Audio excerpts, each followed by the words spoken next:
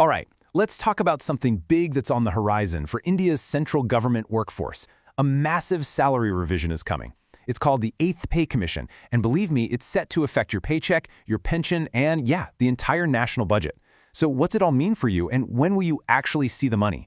Let's break it down. First off, let's just get a sense of the sheer scale we're dealing with here.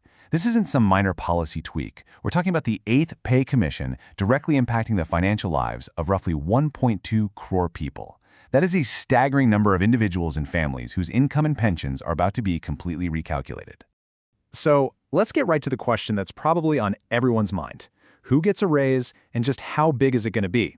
This is where we get into the beneficiaries, and of course, the numbers. You know, the reach of this commission is just vast. It covers nearly 50 lakh active central government employees. We're talking everyone from administrative staff all the way to personnel in the All India services. It also includes our armed forces and, crucially, almost 70 lakh pensioners who really depend on these revisions for their financial security after they've retired. Now, to put this in perspective, the last pay commission back in 2016 gave a hike of just over 14%. This time around, the projections are significantly higher. Some estimates are suggesting a 20%, maybe even a 35% increase. That's not just a small bump. It points to a much more substantial jump in basic pay. Okay, so to understand how we get from an old salary to a brand new one, you need to know about the single most important number in this entire process. It's called the fitment factor. Honestly, it's the key that unlocks your new pay scale. The easiest way to think of the fitment factor is as a simple salary multiplier. It's the one number the commission decides on that scales up the entire pay structure for everyone. This single figure is basically the engine driving the whole revision, making sure there's a consistent increase across the board. And you know what? The core calculation is surprisingly simple. You just take your current basic pay, multiply it by whatever the new fitment factor is, and that's it. You've got your new revised basic pay. It's a really straightforward formula that forms the foundation of your entire new salary. So let's see what this looks like with some real numbers. Check this out. Take an entry-level employee at level 1, starting with a basic pay of 18,000 rupees.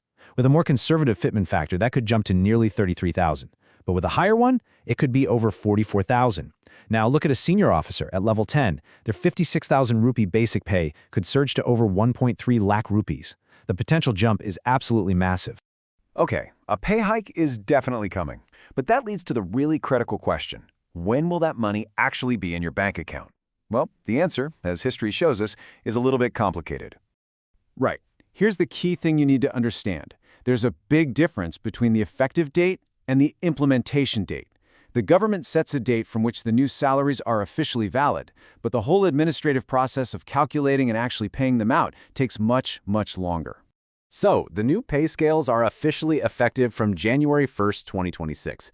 But, and this is a big but, that's just the start date. From there, the commission gets about 18 months to finalize its report. Then the government has to review it and approve it.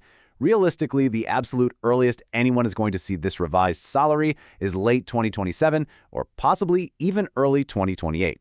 So what about the money you are owed during that big delay? That's where arrears come in.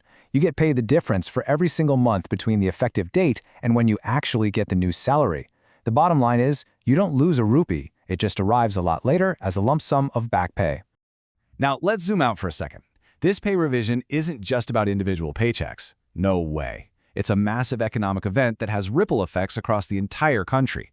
For the government, it's a really delicate balancing act.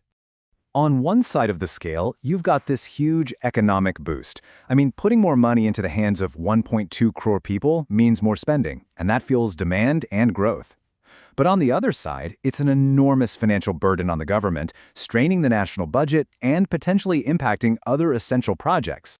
And when I say the scale of that burden is immense, I mean it. The estimated total financial hit for the government is projected to be somewhere between 2.4 and 3.2 lakh crore rupees. That is a colossal amount of money that has to be accounted for in the national budget. You see, this decision isn't made in a vacuum. The commission has to work within a pretty strict set of rules. It has to balance the demand for a pay hike against the country's overall economic health, the financial impact on states, and even how public sector salaries stack up against the private sector. It's a lot to consider. So, in the end, it all boils down to this one central challenge. How do you reward the public workforce while also maintaining the nation's fiscal health? It's a really complex equation with no easy answer. And finding that perfect balance, well, that's the ultimate task of the 8th Pay Commission.